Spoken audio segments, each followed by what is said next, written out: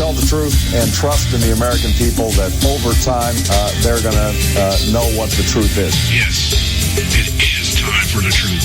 Right here, right now. This is the Conservative Syndicate. Real conservative talk from real conservatives. With your host, John Matthews. The latter-day prophet. Baying against the hypocrisies of our time. And Joe Hakos. You want answers. I want the truth. You can't handle the truth. The Conservative Syndicate is comprised of some of the most informed pundits and activists available today. Together, we seek to tear down the imaginary wall of separation between church and state through education, information, and engagement on the religion of politics and the politics of religion. And now, your host on the globally syndicated Conservative Syndicate, John Matthews and Joe Hakos. Okay, hey, how we doing out there all across this great land of ours and around the world? It is that time. It's time for the Conservative Syndicate, real conservative talk from real conservatives. I am your host, John Matthews, along with Joe Hakos, and we are here to do what we do the best, and that is to educate, inform, and engage you, our listening audience. And we're glad to have you with us today. We got a full agenda for you today. We're going to probably stay away from the Moot and Bailey today. We've been kind of beating that like a horse the last couple of days, but we got some other things going on here that, well, basically will tie into the same idea. We just won't mention it by name. You'll get the drift. If you've been listening to the show at all, you'll pick up on what we're talking about as we get into this. If you don't know what we're talking about, well, go out and visit our website, theconservativesyndicate.net. We've got a couple of programs out there, archives you can look at, and you'll figure it out real fast. It's not a difficult thing to understand. So, glad to have you with us. And today we have Audrey Russo from Real Talk Radio will be with us right after our first break here. And she wants to talk about the despicable display of politicizing the murders of 5 officers in Dallas. She wants to pitch in on that and give us her take on that. But I got something kind of really strange today we're going to talk about.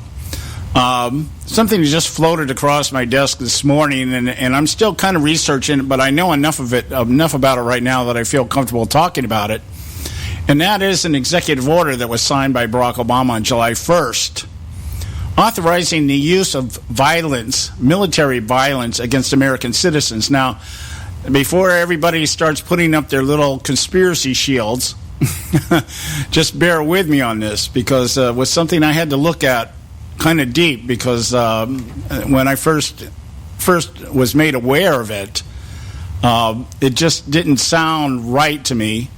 And but it's real enough that even Snoops is out there right now trying to discredit the right wing for trying to claim, this is just paranoia by the right wing that Barack Obama wants to be able to take down U.S. citizens.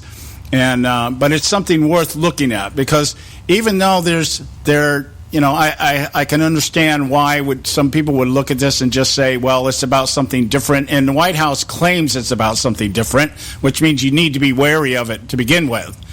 And but when I looked at the language of it, it's one of those situations, or I think it's one of those deals that has, it looks like something on the surface. It is kind of a Moat and Bailey in the sense that it looks like something on the surface, but when you actually consider how it could be used, some of the language is so vague that you could see it being used in another capacity. So we're going to talk about that. And then if we get some time today, we want to take a quick gander, an initial look at the Democrat platform. We have our hands on a draft. The final isn't out yet, but we have a draft, and it'll be close enough that we'll be able to talk about what they plan on doing and how much Bernie Sanders played into this. I got an article by somebody who was on the platform committee, and really she talks about how Bernie Sanders has influenced the Democrat platform, as if I don't know why anybody would be surprised about that. I mean, it's not like Bernie Sanders, it's not like the left doesn't want to be the left. Bernie Sanders is kind of like, yeah, the crazy guy. Let the crazy guy go out there and talk about democratic socialism, and if it works, yeah, we'll pick up on it. If it doesn't, we just call him the crazy guy. So anyway, having said all that, Joe, how are you doing today? Oh, John, good. Let me tell you, though, you must stay away from the Pokemon. Stay away from Pokemon. Pokemon is bad. If you put that on your phone, it's bad. It's bad, bad, bad. I'm telling you, it's bad, John. It's bad. Don't do it. Pokemon Go will...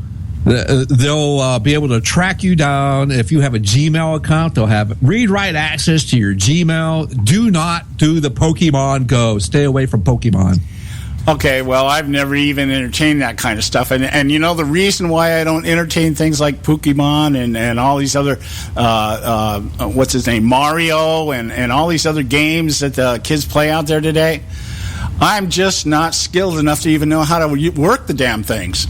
Well, I get that, John, but this is just something you would put on your phone and you'd walk around and you'd be looking like an idiot to begin with. But that's beside the point. The other point is it's been hacked already. These people, you got nefarious people that are out there. It's just another thing that people have done that's stupid. Oh, well, when you say nefarious people, are we talking about government or somebody else? Oh, we're talking about bad guys, John. Oh, bad guys, like Guccifer kind of guys? No, we're talking bad guys that want to hurt you, people want to take your stuff. Oh, okay, all right, bandits. Actually, no kidding, bad guys. Yeah. Well, I once again, I never play that stuff, just because I never could figure it out.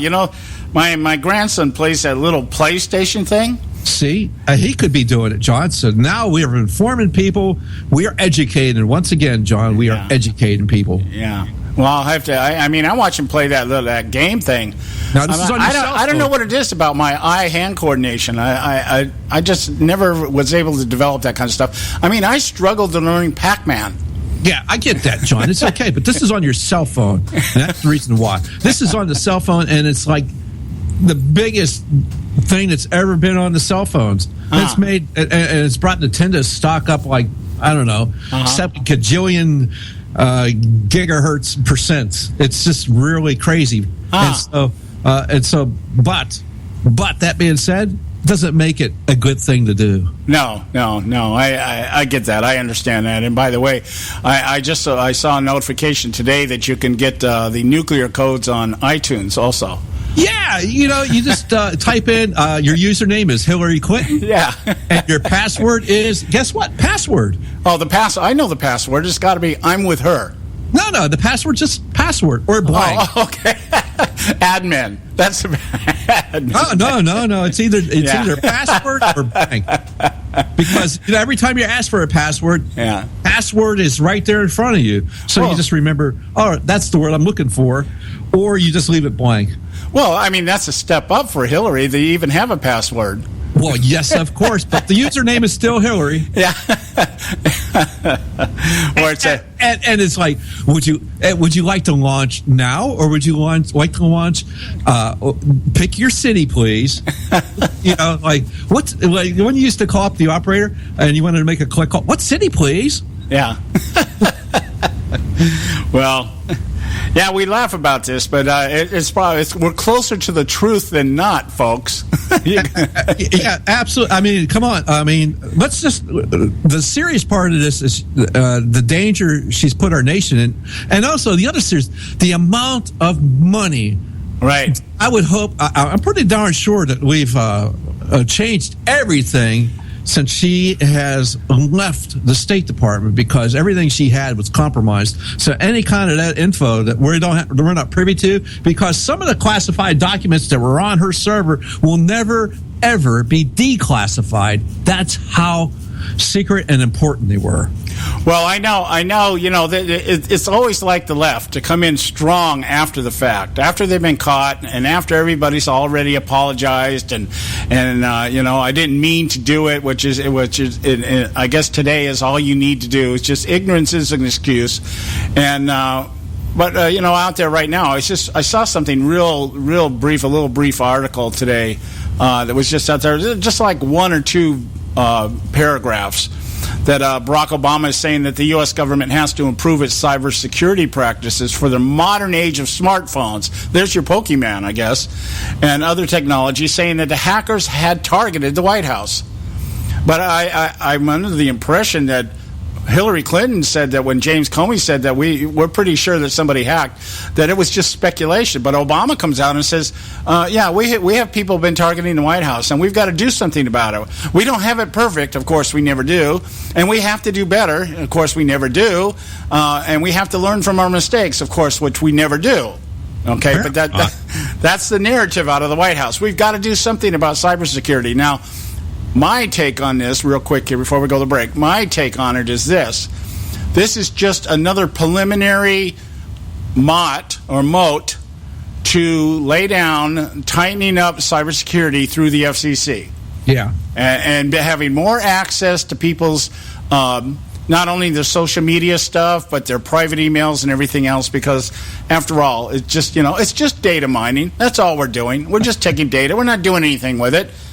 Okay, we just store it because we have nothing else better to do than store a bunch of data, ones and zeros all over the place. That kind of stuff. Trust us. Yeah. Anyway, guys, we got to go to a break. When we come back, we should have Audrey Russo with us. So stay with us right here at the Conservative Syndicate. Don't go away.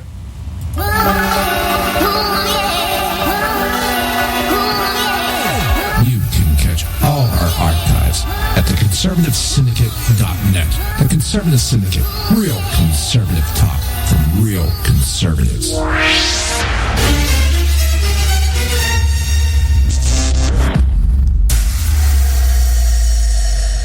When our water heater broke down last month, it was a nightmare. It took 5 hours for the plumber to show up, and he charged us a couple of $100 just to come out. Then it cost another $1,800 to put in the new water heater. By the time it was all said and done, I felt like I'd been taken. But what else could I do? The smartest thing you can do is get a home warranty from American Residential Warranty. Their home warranties pay to repair or replace all your major appliances when they break, and they will break, and at the worst possible time. Call American Residential Warranty right now for free information on home warranties starting at just pennies a day. Don't wait for your refrigerator to stop running or your ceiling fans to stop turning. Call American Residential Warranty right now. Ask how you can save up to 50% on washer and dryer coverage. Just call 1-800-790-5960. That's 1-800-790-5960. Again, 1-800-790-5960. Call now. Limited time offer, 24-month commitment and credit qualification required. Cancellation fee, auto pay, and paperless billing and other restrictions apply. If you can't see the difference, why pay the difference? Switch to Dish for the best deal in entertainment. Only Dish brings you the best in entertainment for less than $20 a month. Cut the cable and don't get directed. Switch to Dish because at just $19.99, Dish saves you every time you turn on the TV. It's so simple. The same channels cost less with Dish. So since you can't see the difference, don't pay the difference. Switch to Dish for the best deal in entertainment. Get premium movie channels free for 3 months, starting at just $19.99. Dish saves you every time you turn on the TV. Call now to save with Dish. Dial 1-800-600-1645. That's 1-800-600-1645. The same channels for less than $20 a month. Dish. Call 1-800-600-1645 for details. Hey folks, if you're like me, you don't place a whole lot of trust in today's media for the real truth and facts regarding the volatile world of finance and politics. When I want the real scoop on money, I go to the most trusted source I know, my good friend and colleague, Bob Cardosa. Bob is a noted expert with a PhD in international finance who airs his nationally known, globally syndicated show, Robert Cardosa Live Daily, Monday through Friday, 3 to 5 p.m. Pacific Time. With Bob, you get the right information at the right time from someone who knows his business and can help you make the right decisions concerning yours. Again, Bob airs daily, Monday through Friday, 3 to 5 p.m. Pacific Time. Visit his website at robertcardosalive.com for information regarding stations and topics. That's robertcardosalive.com. Check Bob out. You'll be glad you did.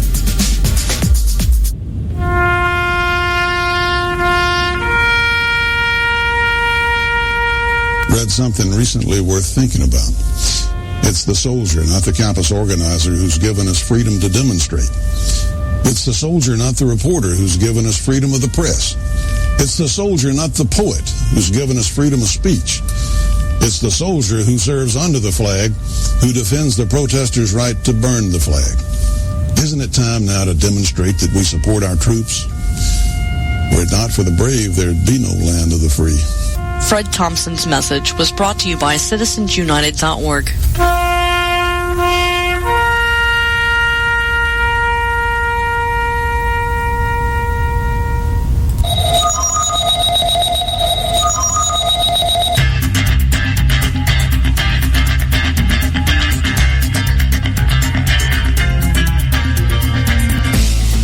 Hey, we're back, and you are listening to the Conservative Syndicate. And no, don't touch the dial. This is by divine design that you're with us today. Believe me. Trust me. I have the hotline to heaven, and I'm telling you, you're here because you're supposed to be. All right? So, we have with us Audrey Russo from Real Talk Radio doing her weekly contribution with us.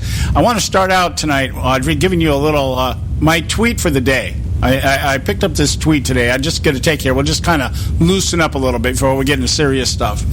The tweet is, they'll put your whole family in prison for killing a dog, but they won't do anything about killing blacks. And, I got to thinking about that, and I thought, well, the same people that are bitching about not killing black or not punishing somebody for killing blacks are the same people that want to put people in prison for killing dogs.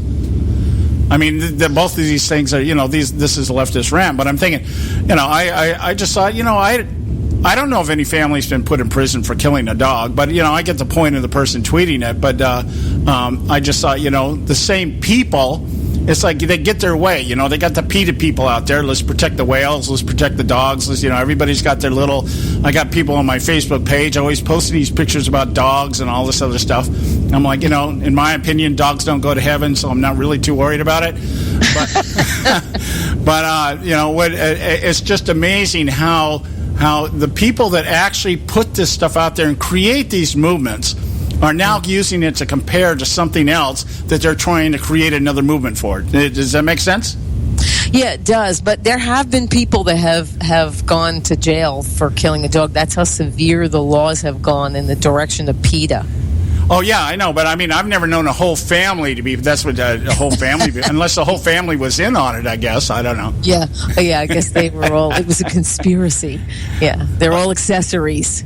I just thought it was a week. One of them held a dog bone while the other one poisoned it, right? Okay, yeah. Yeah. I just thought it was a weak analogy, given the fact that it's the left that got this whole dog and animal thing moving, and now they're upset about it, I get the drift of what they're doing. I just thought I'd throw that out there just to kind of, I don't know if I loosened the soil a little bit or if I just muddied it up. I don't know. But either way, it's loose. But anyway, you wanted to talk today about the despicable display of politicization that took place with Barack Obama down in Dallas. We've talked about it a lot on the show during the week, covering what we call the Moat and Bailey tactic of softening people up and then laying out your actual agenda. You throw the little soft kumbaya pitches at them, we all need to unite, and then you turn around and slam them with, but Whitey wants to kill everybody, that kind of stuff. So what is your take? I had a hard time listening to this. I always have a hard time listening to Obama. A lot of times I just wait for the transcript so that I don't, my blood pressure doesn't go up. But what's your take on this? It was disgraceful. I said, did anybody inform him that it was a memorial for five slain cops by a racist? Yeah, but nobody wants to admit there's a racist. Did anybody inform him of that? Yeah. Yeah, you have to wonder about that. John Podhoretz in the New York Post brought up a very interesting point. He said that in his speech, he named, he referred to himself 45 times. Right. That's right. 45 times. Incredible. Then, of course, when he says he uses the word we, he doesn't mean we, he means you and me. Is what he means, Here's one of the great lies he used. There were so many things that he said there that were so absurd, but one of them was in particular, it's easier for a poor kid in a struggling neighborhood to get a Glock than a book. Really? Where? In Chicago. In Chicago, it's a gun-free zone. First of all, he's not a little kid. He'd have to be 18, and he can't buy one there. That means he'd have to get it illegally. So if a kid's going to get it illegally, I doubt very much he's going to be looking for a book. Okay? Right. So that was absurd. If that was his attempt to further his agenda on gun control, that was a yup.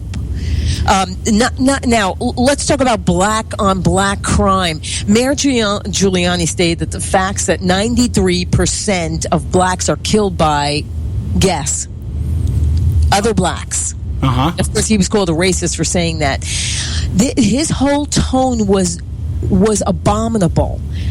Well, he was, with a broad brush, painting all of us as racists. Because, we think racist. We all know this. Right? He said, we all know this. He wasn't saying we all know this, except he was, for his peeps, they all know it. But he says, you know it, that you're racist. And at a police memorial for 5 slain cops, what did he say? He again tried to indict the police department and infer systemic racism. Now, I wanted to ask you this. We floated this question yesterday, and it's a speculation. And I can only envision in my mind. Listening to the Dallas police chief. I don't remember what his name is, but listening to him talk a couple times, this is I find this guy to be very spot on with the way that he approaches things and how he views things.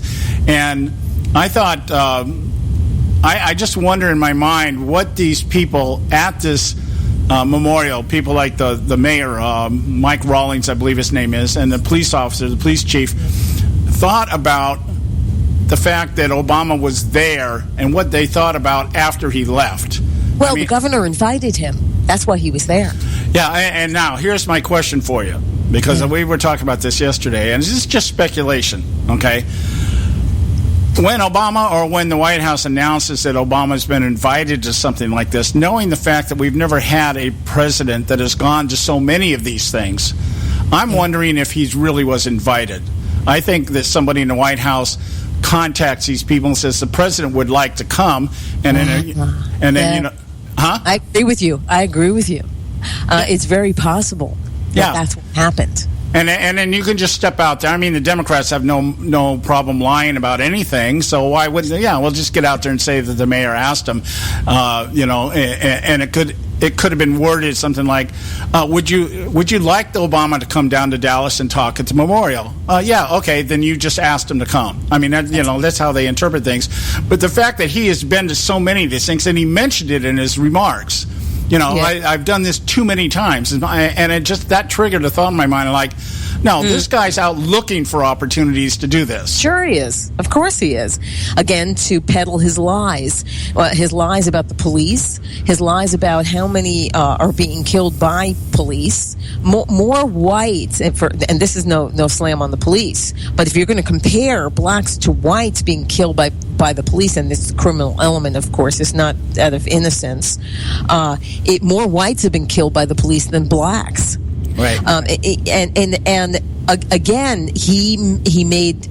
When you're talking to people that probably have no frame of reference when it comes to this, our minds are like computers. You put the information, it's, kind of garbage in, garbage out. Whatever you put in there, whether it's intelligent or stupid, it's what's going to retrieve that for you. It was patterned after the human brain, the computer.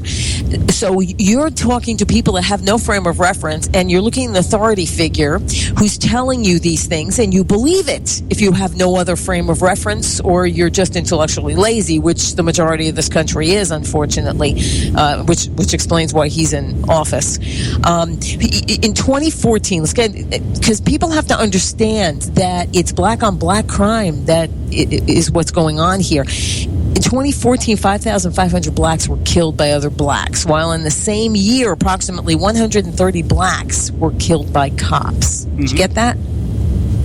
Yeah, Yes. yeah. I understand it completely, and I totally agree with you. We were floating stats out the other day that even the Justice Department came out last year. The Justice Department, this is Obama's people, came out last year and said that whites were more hesitant to shoot people of color than blacks or Hispanics were, and therefore whites are actually putting themselves in more danger by hesitating.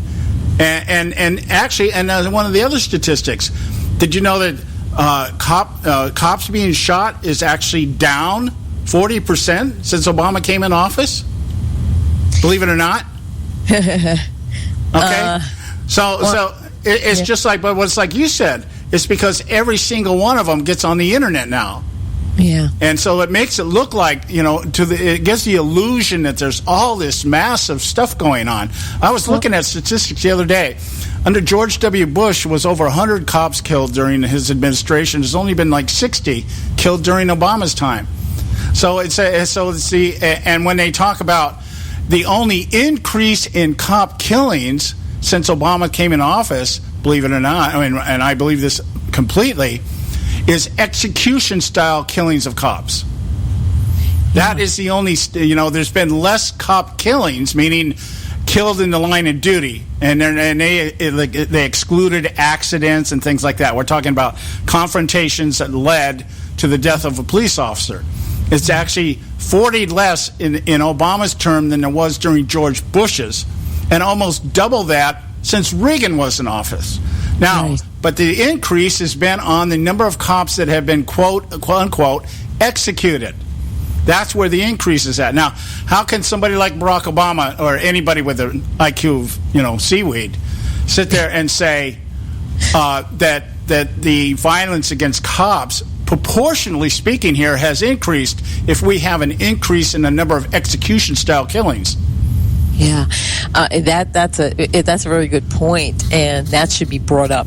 The fact that these are execution-style killings, and I thought it was outrageous, of course, that Lynch was saying that they weren't even looking into bringing up a hate crime. This guy put in social media, "I hate whites. I'm going to kill whites. Yeah. I'm going to kill white cops." Well, I thought her excuse for that was just completely lame. We're not going to call it a hate crime because the guy's dead. Well, would we call that racism? Now, we're not going to investigate it as a hate crime because the guy's dead. What a lame excuse. Would we call what you said racism? Because, he's one of the chosen people, one of the chosen classes. So, and those people can't be racist, because how can someone that's being victimized by racism be racist? Right. Yeah, I agree 100%. I just remember back in my day in the military, I was in the military during the Kitty Hawk riots, when they had the race riots on the Kitty Hawk. And the Navy initially just went into massive damage control and decided they were going to have all these race sensitivity seminars. And I almost went to captain's master. Are you serious? Huh? Really? They really had sensitivity classes? Oh, yeah. We were all pulled into a room, and we were put in front of officers who began to tell us that because we're white, we're racist. And the reason why we're racist is because... You're kidding me. No.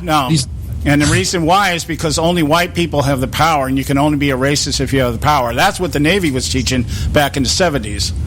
Oh, my gosh. I didn't know that. That's what's in play today. Yeah, and that's what's going on today. It's just been accelerated into the private sector. But I almost went to captain's mast because I threatened a lieutenant commander who said that to me, and I stood up. I said, "You're about ready to meet your maker, dude. This is you're not gonna throw this trash at me. I grew up in a integrated neighborhood, and I was taught at a very young age not to look at people by their color." And, my dad was raised in Tennessee, and that was one of his big phobias, was teaching his kids how to be racist. He was adamant about not doing that. Yeah. So, I was the minority in my classes in the city. I didn't even think about that. I didn't even think about the fact that I was, and only till we moved away from that area that I found, I'm white.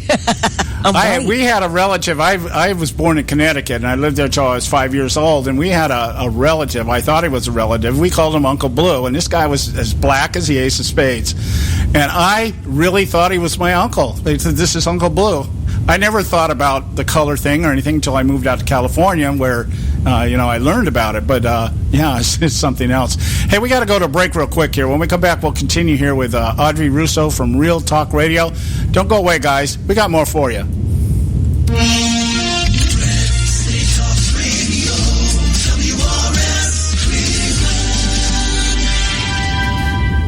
Hey, I'll make you a deal. Give me 60 seconds, and I'll give you directions to the Fountain of Youth. Okay, I'm joking. Well, kind of joking. No fountains, but youth, I got Nature's Youth and their premier anti-aging product, Nature's Youth RSF. With your sensible diet and exercise plan, Nature's Youth RSF can help you look and feel better. RSF is an all-natural amino acid supplement that supports your body to naturally increase HGH levels without any synthetic hormones. And elevated HGH levels can contribute to increased energy, improved libido, reduced body fat, and improved exercise capacity. Let's be honest, who doesn't want to look and feel younger? Visit the newly designed website at naturesyouth.com or call 800-333-6923. That's 800-333-6923, and like them on Facebook, and you'll be included in contests and exclusive offers. What a deal. Oh, speaking of deals, my time's about up. 800-333-6923 or naturesyouth.com. Who needs a fountain anyway? Call today.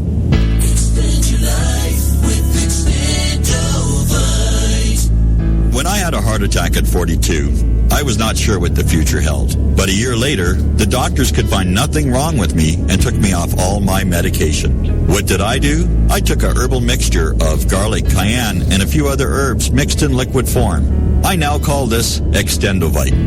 I would have never believed that a few simple herbs could actually change my life like they did. Now it's your turn to see what the powers of garlic and cayenne can do for you. For only $69.95 plus shipping and handling for a 2-month supply of either capsules or liquid, you too can begin on your path to better health. For more information, call 1-877-928-8822. That's 1-877-928-8822. Or visit our website at heartdrop.com.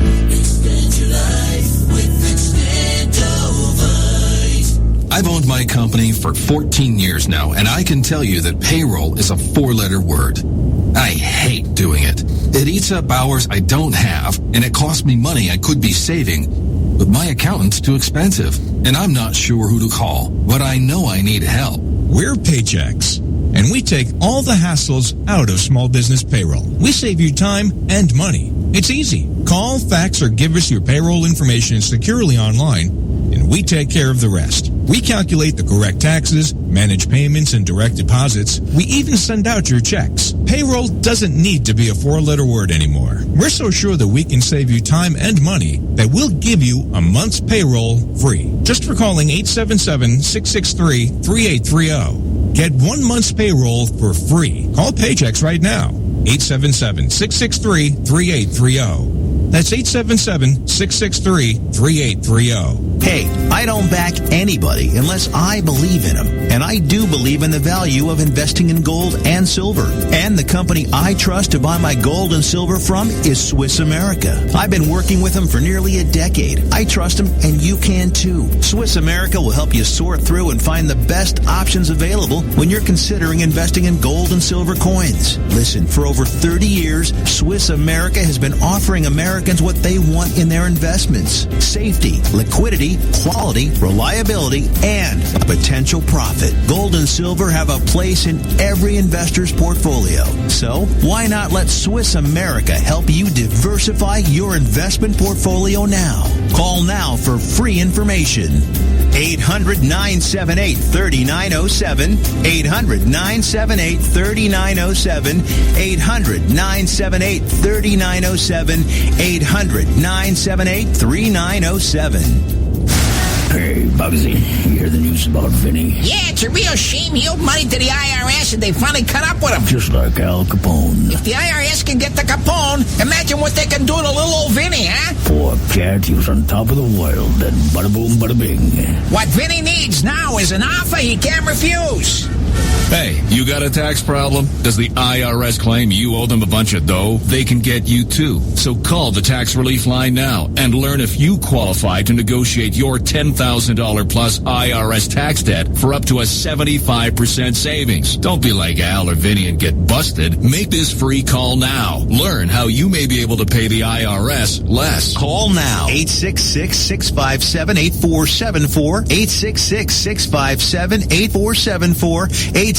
866-657-8474. 866-657-8474. Okay, we're back. You're listening to something here.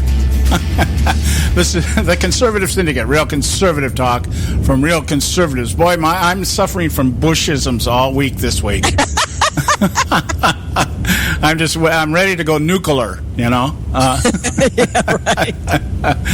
Anyway, we have Audrey Russo from Real Talk Radio with us, and Audrey, in relation to the remarks made by Obama this week down in Dallas, I think Joe and I are probably in agreement that I think the most despicable of all the remarks was the equating the death of the citizens in Minnesota and Louisiana, as well as some of the other ones that have happened in the past. I think he mentioned Eric Gardner as one of them, and equating these on the same level as the killing of cops. I just found extremely distasteful, and that really got under my skin, I think, more than anything else. Would you agree, Joe? Was that what got you? Yeah, that really did bug me quite a bit. I mean, the whole tone was just that bugged me, but I expected from it. What really started to really bug me is the quote unquote conservatives out there. I'm using big finger air quotes right now. Conservatives who praised Obama's tone and demeanor of his speech and thought it was like, Eisenhower's address before Normandy or something. You know, it's just ridiculous. It's like, it's like Lincoln's Gettysburg Address. Obama's getting a great, Martin Luther King's "I Have a Dream" speech or something. I mean, come on. This guy is just out there, like Audrey was saying, he's calling everybody who doesn't think like he does a racist. Yeah. What's your take? He's a racist, actually. So he hates his cracker half. So.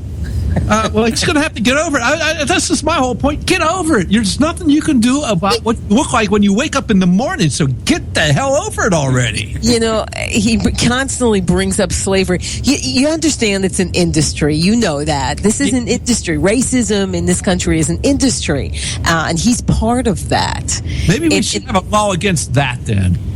Yeah. I'm glad you said that, Audrey, because I saw something out there day before yesterday, I guess, and again, it's just a headline, not something that I really have looked into right at the moment.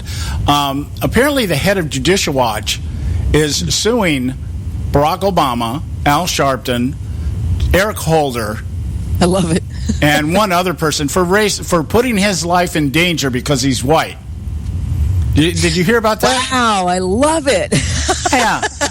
He's charging them with racism and saying, you guys have put my life in danger because I'm white. And he's actually filed a lawsuit over this.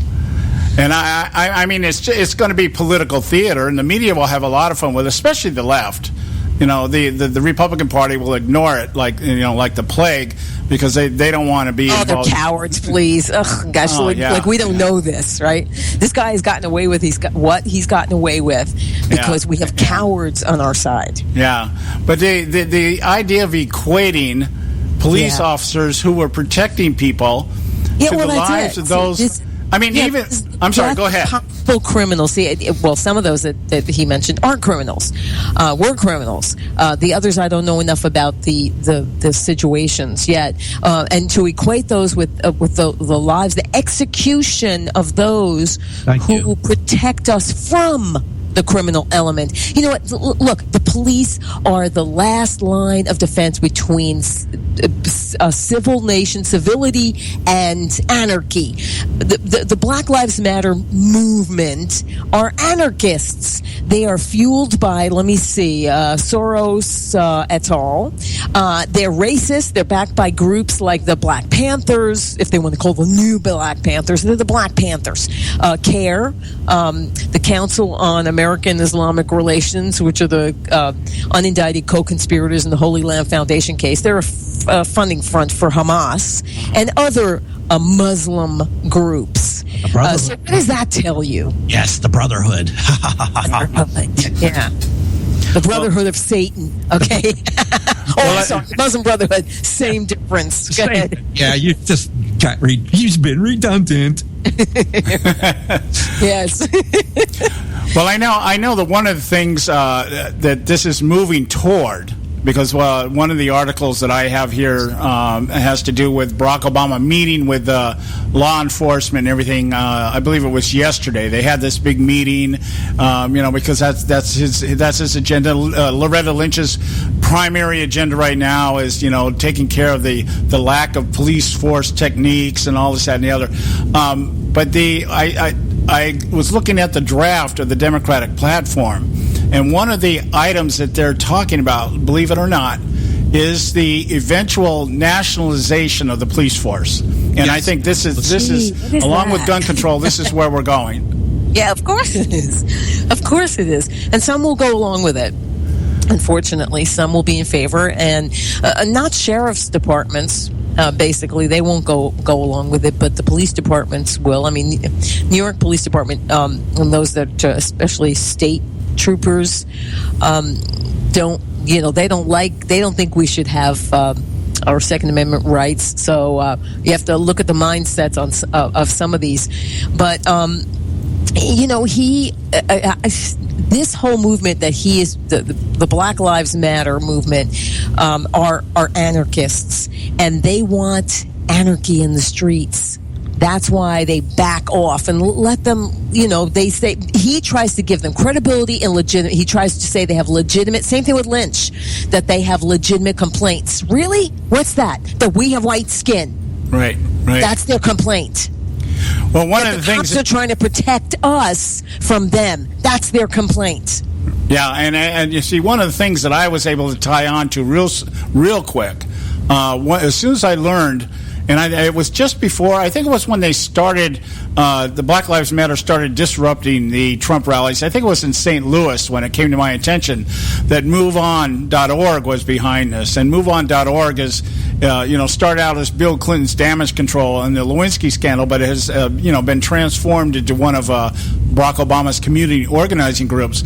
And in the process, and I think it was Chicago, when they were interviewing Bill Ayers, who was there in Chicago, and we find out that Bill Ayers is working with MoveOn.org, and they're actually mentoring Black Lives Matter. Now, I think you remember.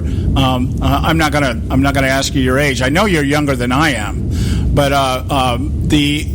Bill Ayers was the head of the Weather Underground, which was working in unison with the Black Panther Party back before it became the Rainbow Coalition, which Jesse Jackson runs now.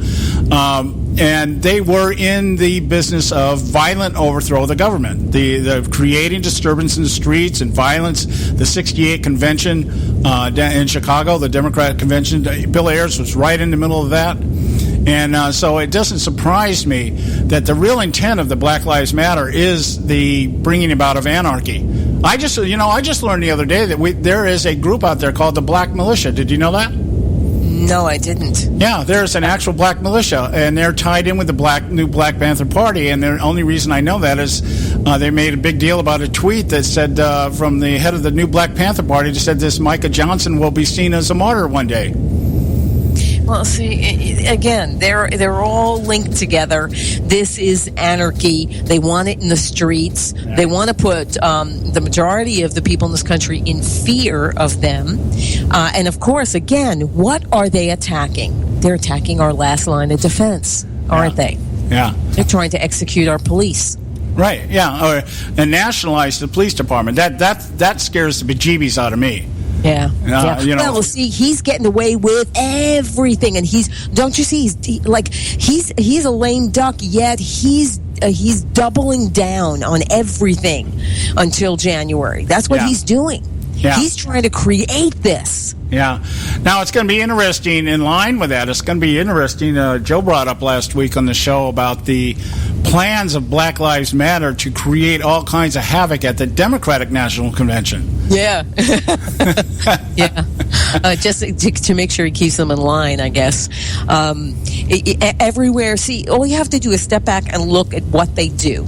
Look at what they do. Nothing is legitimate they do. It's all violent. It's all hateful. That's not legitimacy. Yet, of course, he lends legitimacy to it. So does, my gosh, the Attorney General of the United States lends legitimacy to them. That's outrageous. I mean, she looks like a criminal now. But she's helping criminals. It's all because they don't intend to be violent. Yeah, it's just because we happen to be white that makes them violent. Is that it? They never intended to be violent. It just happened that way. Yeah. They're not as sophisticated as we are. Yeah, and their violence is justified because of the issue of racism. Yes, of course it is. Because of course it's justified because they're black and we're white. Yeah, because someday, somewhere in the past, somebody made somebody pick some cotton. Oh my gosh! You know what? If they really cared about slavery, then they look back. Well, you don't have to look back. It's happening now. It's the ones who started the slave trade, the Atlantic slave trade. It's the Muslims, and they have. Oh my gosh! They have towns. Okay, in Africa that are enslaved now. Yeah. Hey, you remember now? And Barack Obama mentioned Jim Crow in his speech in Dallas. I couldn't believe it. I could not freaking believe that. And where was that? Who was running that? Oh, that was Democratic Southerners. Yeah, Democratic Southerners. Now, you know, since the late 60s, 300,000 blacks have been killed by other blacks in the U.S. That is a whole lot more than during Jim Crow, which was 3,000 blacks killed. Right. Think about that. Yeah. We got to go to a break here. We're our short break here. We'll be right back. Stay with us right here at the Conservative Syndicate. You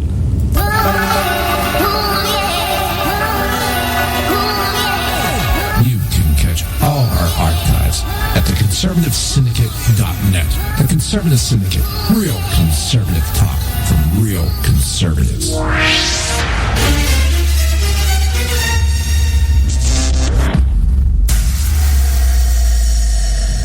Hey folks, if you're like me, you don't place a whole lot of trust in today's media for the real truth and facts regarding the volatile world of finance and politics. When I want the real scoop on money, I go to the most trusted source I know, my good friend and colleague, Bob Cardoso. Bob is a noted expert with a PhD in international finance who airs his nationally known, globally syndicated show, Robert Cardoso Live Daily, Monday through Friday, 3 to 5 p.m. Pacific Time. With Bob, you get the right information at the right time from someone who knows his business and can help you make the right decisions concerning yours. Again, Bob airs daily, Monday through Friday, 3 to 5 p.m. Pacific Time. Visit his website at robertcardosolive.com for information regarding stations and topics. That's robertcardosolive.com. Check Bob out. You'll be glad you did.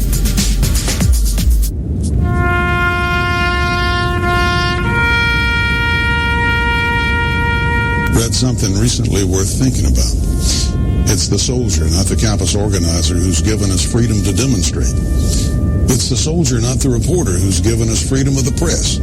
It's the soldier, not the poet, who's given us freedom of speech.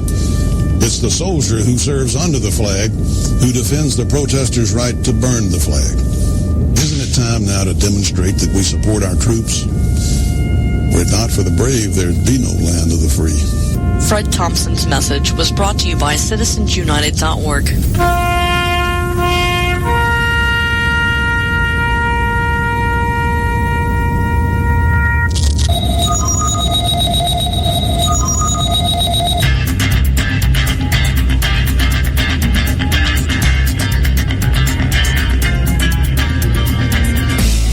Okay, hey, we're back. Hey, we want to remind you, check our website out sometime, theconservativesyndicate.net, and you can pick up this show, any of our show archives, find out anything you want to know about our panel members, one of which is Audrey Russo here with us, doing her weekly segment with us from Real Talk Radio. Real quick news flash here. I just saw this. I just do what I do during the break. Sometimes I'm checking the latest headlines. New England Prime Minister Theresa May has decided to kill off the Climate Change Department over in England, the Department of Energy and Climate Change. She has decided to take it down. It's not going to work anymore, not going to run anymore. Gee, and of course, the Green Party is up in arms. Well, okay, I'll give her credit for doing one thing, but she is a serious Muslim sympathizer. They have enough problems there now, but she's going to be a lot of trouble there. This is the reason they wanted out of the EU, and she was part of the Stay campaign, not the Leave campaign. Last minute, she flipped. Yeah, she's certainly not. Let's put it this way: she's not really loyal to England when it comes to this. Yeah, maybe she just wanted to throw him a bone. So their process is going to be she's going to have to try to form a government, and so she might have a difficult time doing that. So this story's not over as far as how their government is going to be settled. It's not going to be settled for a little while. Yeah. I just figured maybe she just wanted to throw somebody a bone. France is once again in crisis again as some truck or something I think has plowed down at least 60 people in Nice, and so I just behind the wheel. Yeah, I'm wondering who's going to be. I'm wondering who's going to be the first network that comes out with a terrorist network, and it's terrorism all the time. Terrorism around the clock. Just a constant news channel about all the terrorism that's going on in the world. It would be a very busy channel at this point, especially when it comes to Europe. Yeah, well, I hear they're shutting down Al Jazeera. Maybe they should, maybe convert that. I don't know. We don't have it here anymore because that was an utter joke. People didn't want it on their cable networks. That's why. Yeah. Al Gore made some money off of that, so he's. And they tried to pick on Peyton Manning, so that was pretty stupid. Yeah. Well, they just didn't understand American football. Yeah. No, yeah, right. No, somebody gave him a wrong. Somebody wanted to destroy them, so he said, "You know what? Say pss, pss, pss, pss about Peyton Manning." That worked out well. Yeah. Right. Okay. Well, that brings another question in my mind. How did soccer become the biggest sport in America? Oh, it never has. It never has. Oh, it is out here in California. It never will. It never will. It'll never be in the top four. Well, I tell you how it will is if they make the goal about 17 feet wider on both ends. It is the most boring game to watch. It is you're talking to a hockey fan. That is the most boring game to watch. Well, what's the difference between hockey and soccer except one's on ice and one's on grass? Oh my gosh! How dare you insult hockey that way? I'm asking. I'm not trying to insult anybody. I know you're not. I don't watch either one of them. So I've never watched. Soccer is not an American game. It's all Europe has. Well, neither's hockey. Yeah. You're on this one. I'm going to let you take care of this one. No. Wait. I said that's not an American. No, that's a Canadian game. That's true. But the NHL, most of the teams are here. So I'm not trying to insult the sport. I'm just I never could understand it, and so I never watched it. Well, take some time and watch it. Yeah, you'll get it. Yeah, he's only got 2 NHL teams in his locale. Yeah. Well, we have, baseball rules out here in California, and that was baseball and football, and that was it. You guys stole a team from New York, so yeah. Well, we stole our Rams back from St. Louis. I understand they're supposed to start back out here. Well, that's going to go too. So yeah. So if we can get the Raiders back down here from Oakland, then we can restart the race wars here in California between the Rams and the. Yeah, it's Compton, baby. We've already got one going when they renamed the Anaheim Angels the Los Angeles Angels. Of Anaheim. Yeah, the Los Angeles Angels that play in Anaheim. Yeah. I was sick when they changed it from the California Angels to the Anaheim Angels. And then it was like, now it's the LA Angels, but they still play in Anaheim. And the only reason they did it was they thought they could sell more jerseys. Are you kidding? Yeah, it was a marketing thing. They put LA on the name instead of Anaheim. John, you have 2 NHL teams in your location, so if you want to see what hockey is, you need to go to a game. Yeah, who names a hockey team the Ducks? Well, there's Disney. That's who names them the ducks. Disney.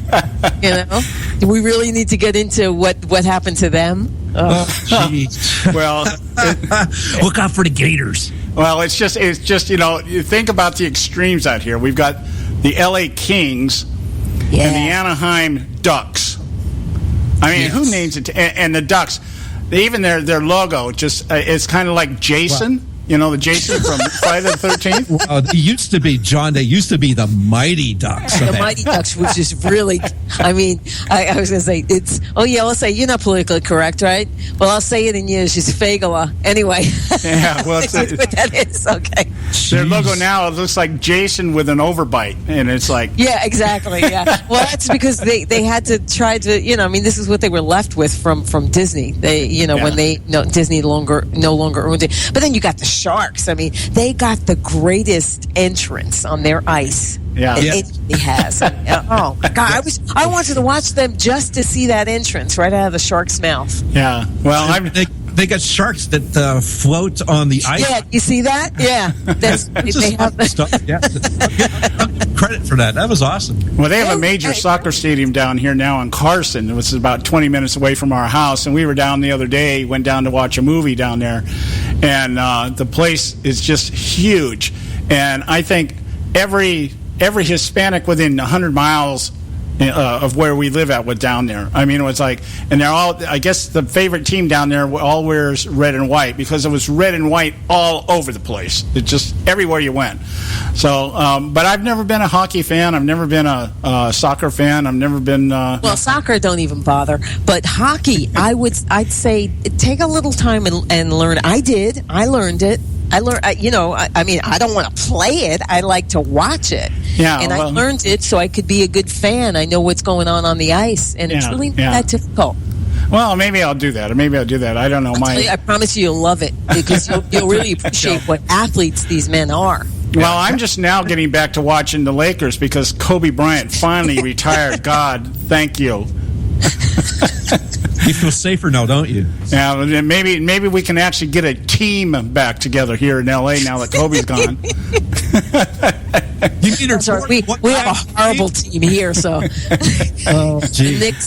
The sun rises and sets by this guy out here, and you're just like, oh God, I don't know. Anyway, but I'm going to tell you right now, don't waste your time going to a minor league hockey game. Go to an NHL game, and then that's when you're going to see some talent. Okay, well, on the other hand, what I like to do, I like going. We have some minor league clubs out here, baseball clubs out here. Minor league baseball is excellent, actually. Minor league baseball is the bomb. I'm telling you, it is the best baseball you'll ever watch, and it's reasonably priced. Too. Yeah, exactly. Except for the beer. The beer's the same. It's cold. Yeah, it's cold. You get. Of course, they sell you about a half a gallon in a glass, but I mean, it's still expensive. Well, it's probably Miller then.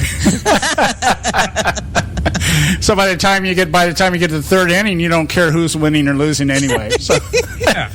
All right, Audrey. Hey, we're out of time, unfortunately. I kind of like just kind of lining up here and just having some fun with this today. Yeah.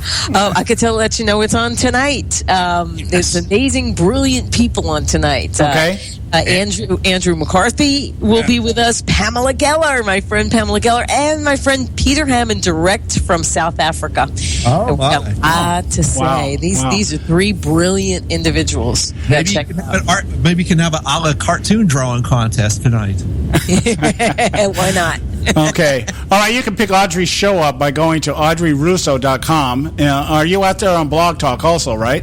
Yes. Okay. But you can get to it all at audreyrusso.com. Okay, my dear. Thank you so much for coming on. We'll be talking to you over the weekend, I guess. Yeah, absolutely. All right. God bless you. And, have a great weekend, too. Okay, you too. Bye-bye. Okay, guys, it's time for the Edwards Notebook. Then we got to pay some bills. And when we get back, we'll continue what we started in earlier. And I want to get into this thing about the executive order. Well, I'll explain it to you when we talk about it. Okay, stay with us right here at the Conservative Syndicate. Don't go away. Between President Obama and Mrs. Clinton, America is in a very dangerous position. Hello, I'm Ron Edwards. On today's page from the Edwards Notebook, it's bad enough that President Obama has whittled down our one-time totally superior military to levels below that of before World War II.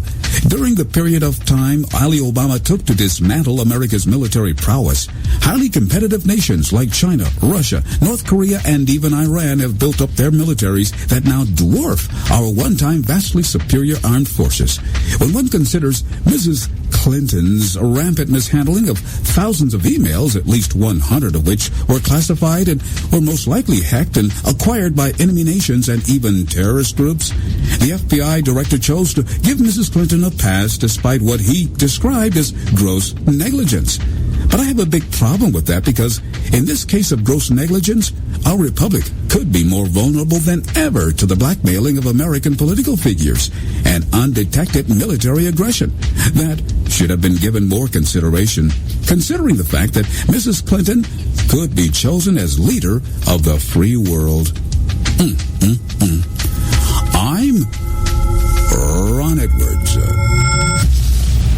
Blowing away the myths and revealing the truth. You can continue to blow away the myths with Ron Edwards on Facebook, Twitter, and theronedwards.com.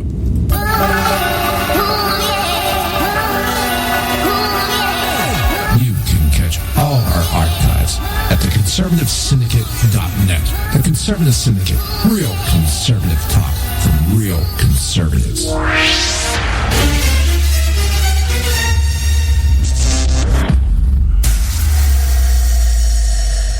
Hey folks, if you're like me, you don't place a whole lot of trust in today's media for the real truth and facts regarding the volatile world of finance and politics. When I want the real scoop on money, I go to the most trusted source I know, my good friend and colleague, Bob Cardosa. Bob is a noted expert with a PhD in international finance who airs his nationally known, globally syndicated show, Robert Cardosa Live Daily, Monday through Friday, 3 to 5 p.m. Pacific Time. With Bob, you get the right information at the right time from someone who knows his business and can help you make the right decisions concerning yours. Again, Bob airs daily, Monday through Friday, 3 to 5 p.m. Pacific Time. Visit his website at robertcardosalive.com for information regarding stations and topics. That's robertcardosalive.com. Check Bob out. You'll be glad you did.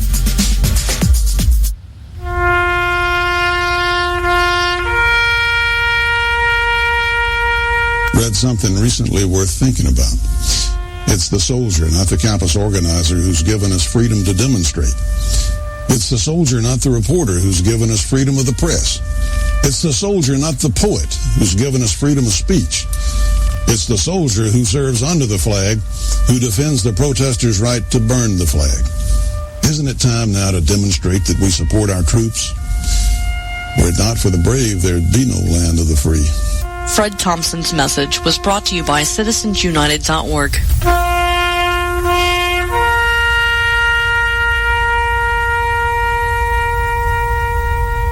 Limited time offer, 24-month commitment and credit qualification require cancellation fee, auto pay, and paperless billing and other restrictions apply. If you can't see the difference, why pay the difference? Switch to Dish for the best deal in entertainment. Only Dish brings you the best in entertainment for less than $20 a month. Cut the cable and don't get directed. Switch to Dish because at just $19.99, Dish saves you every time you turn on the TV. It's so simple. The same channels cost less with Dish. So since you can't see the difference, don't pay the difference. Switch to Dish for the best deal in entertainment. Get premium movie channels free for 3 months, starting at just $19.99. Dish saves you every time you turn on the TV. Call now to save with Dish. Dial 1-800-600-1645. That's 1-800-600-1645. The same channels for less than $20 a month. Dish. Call 1-800-600-1645 for details.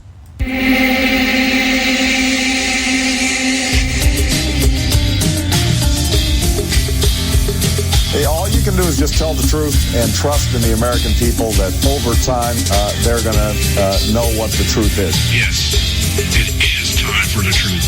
Right here, right now. This is the Conservative Syndicate, real conservative talk from real conservatives. With your host, John Matthews. The latter-day prophet. Weighing against the hypocrisies of our time. And Joe Hakos. You want answers. I want the truth. You can't handle the truth.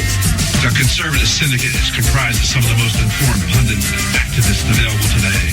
Together, we seek to tear down the imaginary wall, a separation between church and state through education, information, and engagement on the religion of politics and the politics of religion. And now, your host on the globally syndicated Conservative Syndicate, John Matthews and Joe Hakos. Okay, hey, we're back. Hour two right here at the Conservative Syndicate. Thank you so much for joining us this afternoon. And, I want to make a quick note here. And I'm seeing stuff floating out here in cyberspace. That there is, I guess, on several occasions now, the Black Lives Matter people are out there blocking roads, human roadblocks and stuff like that. Yes. And on more than one occasion now, there's evidence or there's people are taking video. These people are being run over by cars. Yes. Okay.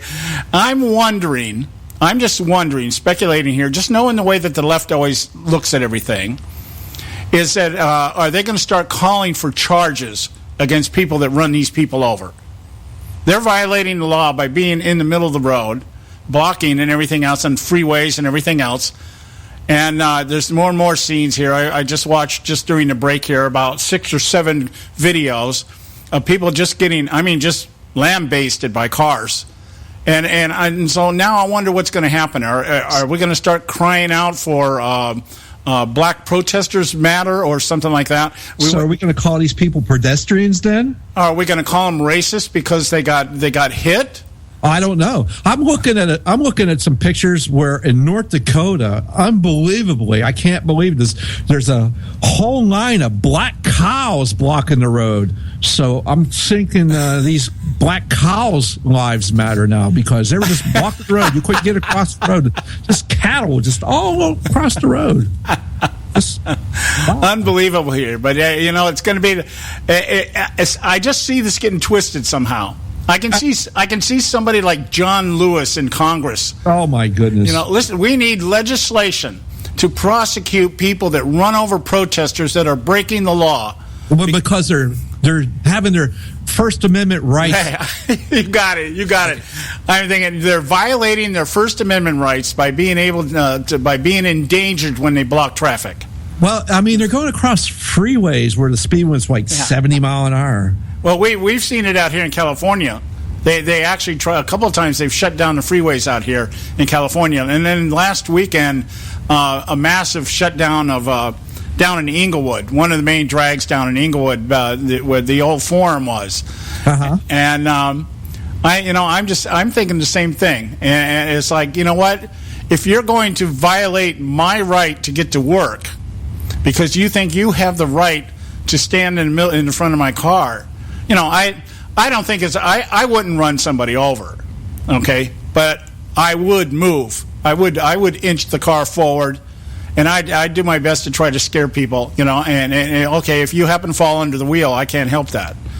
Okay. I guess what we're going to have installed is you're able to electrify the body of your car, so if they touch it, they get electrocuted. Well, I've always had this fantasy of having a bazooka installed on the side of my car, just for the people on the freeway that are driving on the freeway with me. And there's some of those people, they need to be removed, What I really want is I want my anti-gravity gun I can point at, and just everything that I point at it, you're able to make it float. Yeah, well, if you hold the trigger long enough, it'll float, 40, 50,000 feet in the air. Then you let it go, and somehow that object drops to the ground. Well, when we get Google cars that fly, we won't have to worry about this stuff. Well, maybe, of course, they're all going to be too expensive for us to operate. And then again, ethically, would they do it the right way? Oh, I don't know. What we do is we demand government subsidies because we want to protect the environment. We don't want to leave a carbon footprint. So we want government subsidies. We want the government to supply us with cars that fly. That's the way to go. That's the route to go there. You want us to erase the carbon footprint? Yeah, okay, that's what we want. We want a car. You buy us a car that flies. Yes, I want a government-produced car that flies. It'd be like the Yugo or something like that. Remember the cars in Russia, what they look like? Yeah. It's a government-produced vehicle. Of course, thank you. Of course, then the problem is that if you get your name on a no-fly list, you won't get one of the cars. Ooh. Oh, man, I got a million of them. If you're a pet, you could be that, or it's just the whole concept here. What we're illustrating or demonstrating is just how bizarre it is when government gets involved in anything. Yeah, well, if you have the government get involved in it, it's going to suck. Yeah, and it's going to go into some really pseudo-surreal realm where that makes no sense to anybody but the idiots that are too dumb to figure out what's going on. So these cars that fly, they're not going to fly very well. They're going to run into each other. They're going to crash onto people's houses. What's the government going to do? They're going to spend more money to perfect it. Oh, well, then we'll just arm our police force with drones. Oh, yeah. Then, hey, would you be allowed to shoot it down if it hovered over your house? Yeah, and if here's the deal. Here's the deal. I'm glad you said that because that'll lead us right into our next segment here about the executive order that was issued. Now, this executive order I'm going to talk about here. We're going to go to break here. This is weird, dude. This is really weird stuff, is it not? It is a real executive order. Yes, okay, it is. This is not made up, but what's out there floating around about its intention and purpose this is Big Brother stuff. Yeah, I have not been able to discern. It's pretty vague. Yeah, it is pretty vague, and it's pretty vague for a reason. And that's what I want to talk about, the reason it's vague. Because like everything else, when the government says something or does something and they leave it vague and ambiguous in its intended meaning, that means they can pretty much use it in any way, fashion, or form they want. Isn't that what happened with the Patriot Act? The Patriot Act was kind of vague, and we ended up with the NSA and data mining and all this other stuff. Yeah. And now the debate is, well, whether that's justified or not, this, that, and the other. But it was just the whole way the thing was written and legislated. So we're going to talk about that when we get back. Right now, though, it's time for Moments of Madness. And then we'll be back. Stay with us right here at the Conservative Syndicate. Today on Moments of Madness.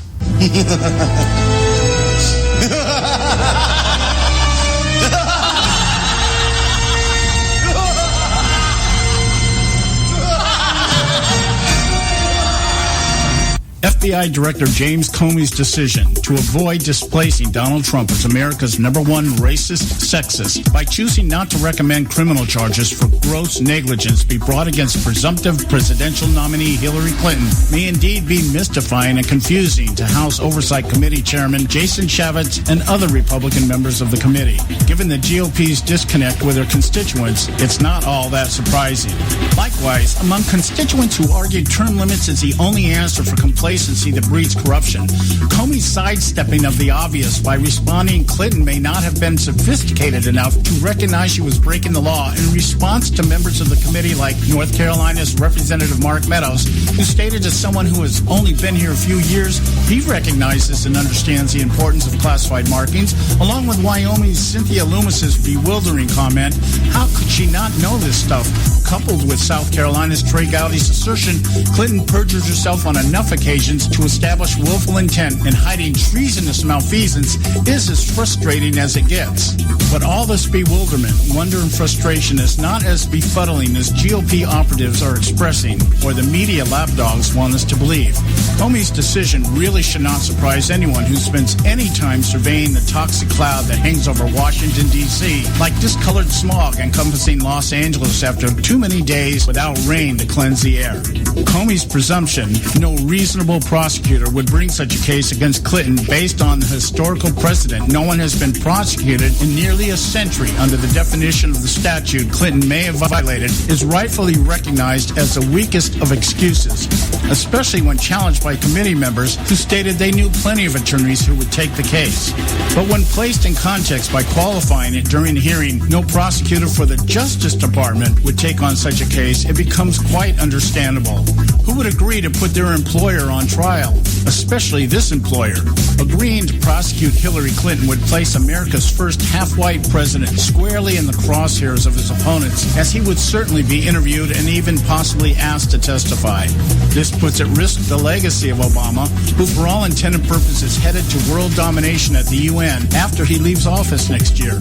Such circumstances may not prevent Obama from eventually touting his hope and change globalization agenda as the way to unify the world's tyrants, but it might delay it. Does anyone really think in today's political reality any attorney hoping to make a career in political law would risk their future taking on their current boss, much less face the prospect of having to deal with their future boss, one who has a history of destroying everything she lays her hand to, including the long list of those who no longer dwell on this earth due to their association with the Clintons? Can we really blame FBI Director Comey to suddenly give a hoot about politics? Here's the madness. Just as the Committee on Benghazi muffed bringing justice to the families of those killed in Benghazi by focusing on stand-down orders that may or may not have been given or may not have saved lives, instead of focusing on the gun running to Syrian dissidents that would have better revealed the intent of Obama's refusing to act for fear of reprisal in the 2012 election, the House Oversight Committee will focus on perjury charges that will only lead back to a subjective argument of intent, one guaranteed to just make the GOP look even more politically inept. Of much more concern to the committee should be Comey's assessment of Hillary's qualifications. Comey testified before the Oversight Committee his unwillingness to recommend indicting Clinton was more guided by his perception her understanding of protocol and recognition of classified information may have lacked the sophistication necessary in the handling of such information. In other words, the intent her opponents want established is canceled out by her lack of knowledge in regard to what she knew and did not know. Whether or not this assessment is true or accurate is inconsequential. Comey's assessment is a double-edged sword that, if brandished properly, would cut both ways in the court of public opinion, the only court at this point that matters. Continuing to disseminate Comey's remarks on Clinton's lack of sophistication through ads and weekend circuit soundbites will force Clinton to eventually admit one of two truths. Either she is sophisticated enough to know how to handle classified information, which would in turn validate the charge of perjury and establish intent to hide the truth, or support the contention she'd be disqualified for office if she and her supporters continue to claim she simply believed she did nothing wrong. Comey's presumption she lacks knowledge becomes a damning argument against the experience accredited to her 4+ decades in public service. In his speech, the last lecture, given at Carnegie Mellon University in 2008 and later expounded upon in his book by the same name, computer science professor Randy Pausch stated, "Experience is what you get when you don't get what you want." If Pausch's contention is true, then perhaps Hillary Clinton is indeed the most qualified person ever to run for political office. No one has done less longer than anyone else and has nothing to show for it. Hillary Clinton's tenure in politics can be best defined as doing the same thing over and over many times rather than producing results over many years of effort. In other words, Hillary Clinton actually has 1 year of experience 40+ times rather than 40+ years in public service. Her sophistication, or lack of it, is the most compelling choice before voters today. But alas, at this juncture, the most important question Clinton puts before the electorate is, at this point, what difference does it make? This is John Matthews for Moments of Madness.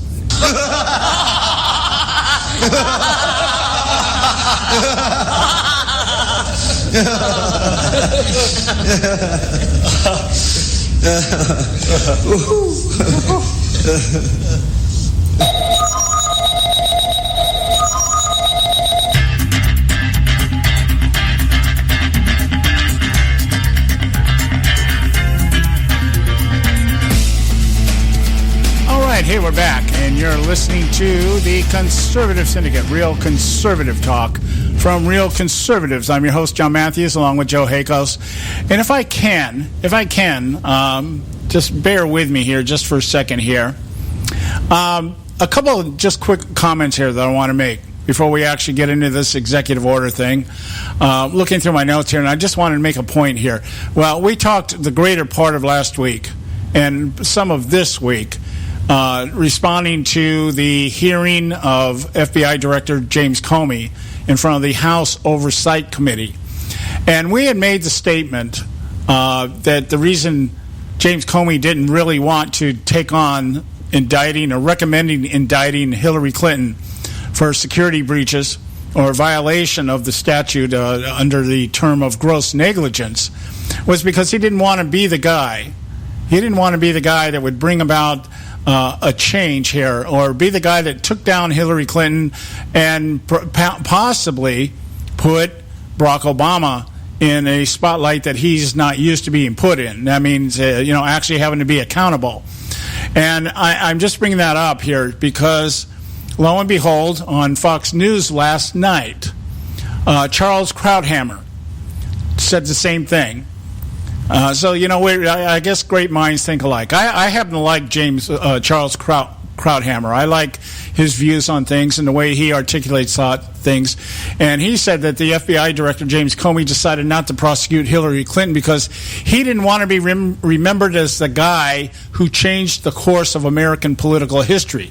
Yeah. Well, you know what I think, John? I think that just old Charles is listening to us. Yeah, and thank you for saying that. Thank you for saying that, Joe, because that's a kind of a point I want to make. I'm getting much more comfortable with blowing our own horn here on the show because we are sometimes way ahead of some of these people in terms of what we actually see going on. We see it's kind of we have our own form of transparency. And that's the ability to see through the facade and the smoke and mirrors of what's going on there and actually seeing the end game, the Bailey, if I can use that phrase again. We floated this out here days ago that this was the intent. Comey didn't want to be the guy that would take on Hillary Clinton, perhaps destroy the opportunity for America's first female president, and also bring into the scuffle America's first half-white president. And he didn't want to be the man remembered for that. Yeah, poor James Comey. Oh, I feel for him. Oh, just resign, Jimmy. Yeah. Now, just along with that, just a couple more quick notes here. We found out today, or it might have been yesterday, in a subsequent hearing with James Comey, that he was asked about FBI agents having to sign disclosure statements. Oh, yes, they did. Yeah. Okay. Now, here's the skew on this. All right. When I first heard it, I thought, okay, yeah, I can see that. I can see why somebody like Comey would want to do this if his intent was to protect himself and not be the guy that changed the course of American political history, as Charles Krauthammer has mentioned. Then, yeah, I could see. I'm not saying it was legitimate. I'm not saying he should have done it. I'm just saying I could understand him doing it. Okay? But I want everybody to understand that in the hearing it came out that these disclosures were signed after the meeting between Loretta Lynch and Bill Clinton. That's what came out in the hearing. See, and I didn't initially know that. But during the course of the hearing, it was brought to the public's attention, if you were watching that. Yes. Okay, is that these disclosures were signed after the weekend that Bill Clinton and Loretta Lynch met at the airport in Phoenix. Just coincidentally, by the way. Yeah. Now, think about that for a minute in terms of how much the FBI wanted to. We'll give them the benefit of the doubt here. How the FBI did not want to be part of this political machine. A man that doesn't give a hoot about politics obviously gave a hoot about politics. Okay, but just the timing of it. That okay, and by the way, the interview was not taped. There was no transcript recorded. Nope. Or anything else. We'll never know what was actually said. And when he was asked, did Hillary Clinton lie? And he went to the FBI. Of course not. She's not under oath. Right. and he even said we weren't really pursuing that. That's not what we were investigating. So we didn't care. We didn't care if she should swear to tell the truth and nothing but the truth. We just tell us your opinion, Hillary. Can you, Miss Secretary? Can you just give us your opinion? Did you leave classified information in places that didn't need to be? Did you allow classified information to be accessed by people who didn't have the proper clearance? Right. Can you just give us your opinion on that? Okay. Now, here's the other catch here. It is now known that Hillary Clinton is planning to keep Loretta Lynch as the Attorney General if she wins. Oh, my goodness. No way. Okay, there's your deal. There's the deal right there. Okay? And we know now that these disclosures that were signed by FBI agents were signed after the meeting between Loretta Lynch and Bill Clinton, furthering the appearance, if nothing else, since we don't have any actual evidence, the appearance of impropriety and trying to cover something up. Now, here we go with the last one, the last note here. The Clinton legal team has moved to block the depositions that were filed by Huma Abedin and Cheryl Mills and anybody else that was disposed of. Brian Pagliano? Okay. And what's happening now is Judicial Watch is actually saying, actually filing to have a disposition taken by then Secretary Hillary Clinton. They're still going after her. They're like, we want a deposition from this woman. Put her under oath? They want to put her under oath? Swear to tell the truth? Right. So we have all this combination of things here. Comey comes out and says, well, we weren't told to investigate if she was lying or not. We didn't find any historical precedent tells us that there would be no reasonable attorney in the Justice Department that would prosecute this case anyway. The FBI agents were signed disclosures that they would not talk about this in any way, shape, or form.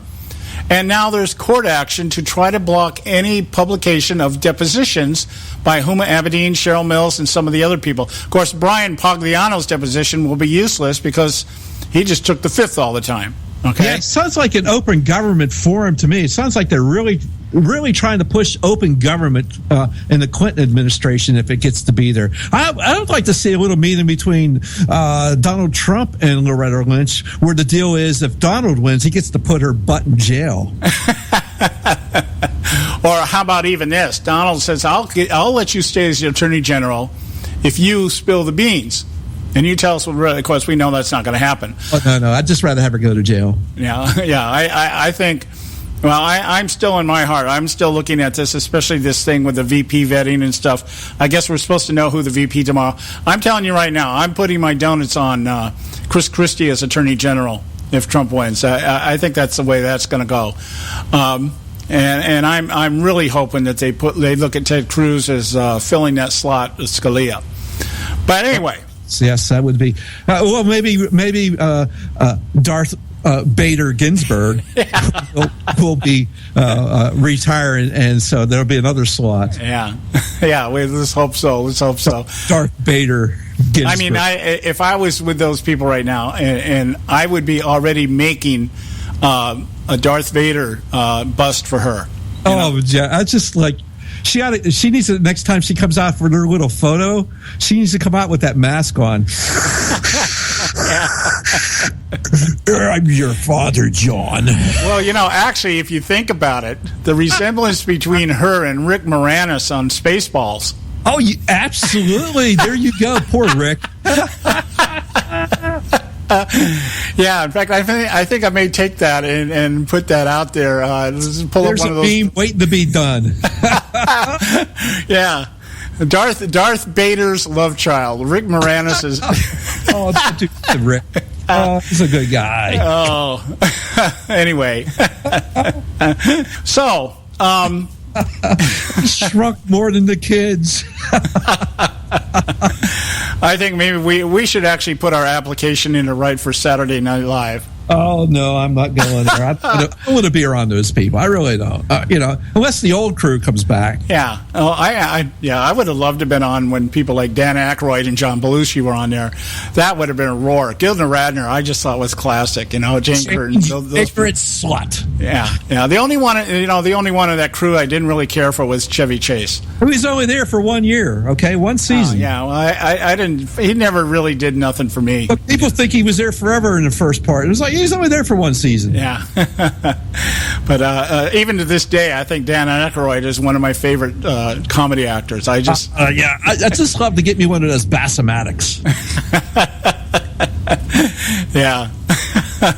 You can tell when it was when I stopped watching network television. Yeah, I know.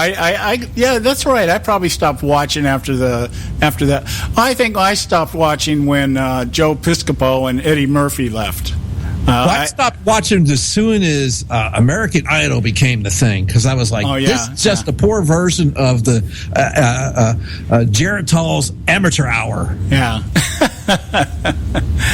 All right. Okay. Well, look, let's do this. We're coming up on the break here. We got about a minute out here. Yeah, so we got an executive order. We do need to talk about this because this thing is very, very weird, John. I read this thing now, and I was trying to find out just where exactly this thing's going and why we even need this kind of document. Yeah, well, we'll start it off with we'll start the conversation after the break, and a one paragraph article that was published out in cyberspace today, and this is what tipped me off. One single paragraph. Okay. And it had an icon on now. There was an ABC special news report, okay? But it was only one paragraph long. And it said, for the first time in U.S. history, President Obama signs an executive order that will allow the military to use force against U.S. citizens. The order was signed on July 1st, 2016. That's just 13, 14 days ago. And it's titled Executive Order, United States Policy on Pre- and Post-Strike Measures to Address Civilian Casualties in U.S. Operations Involving the Use of Force. That tipped me off. That's weird, I went, wait a minute, what is this? What is this? Did a little research and came up with this executive order. We're going to talk about it in just a moment here. Stay with us right here at the Conservative Syndicate. Don't go away.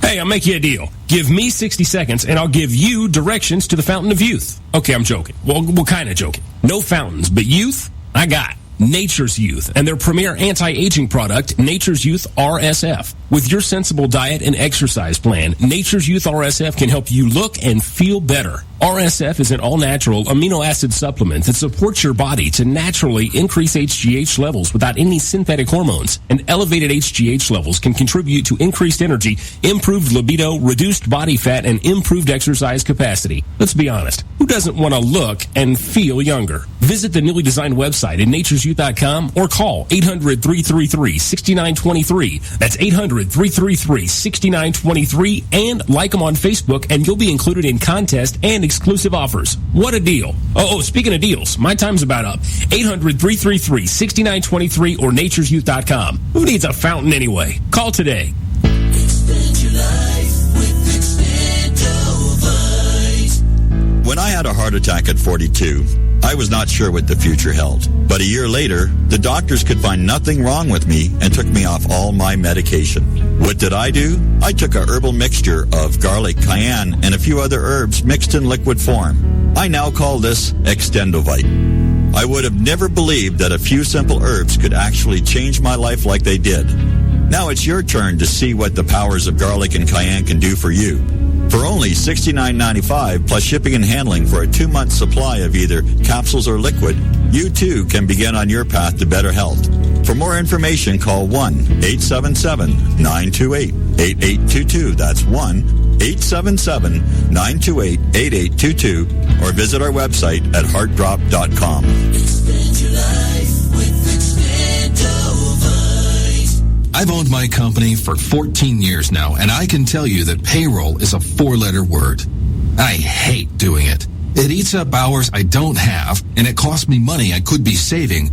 But my accountant's too expensive, and I'm not sure who to call. But I know I need help. We're Paychex, and we take all the hassles out of small business payroll. We save you time and money. It's easy. Call, fax, or give us your payroll information securely online, and we take care of the rest. We calculate the correct taxes, manage payments and direct deposits. We even send out your checks. Payroll doesn't need to be a 4-letter word anymore. We're so sure that we can save you time and money that we'll give you a month's payroll free. Just for calling 877-663-3830. Get 1 month's payroll for free. Call Paychex right now. 877-663-3830.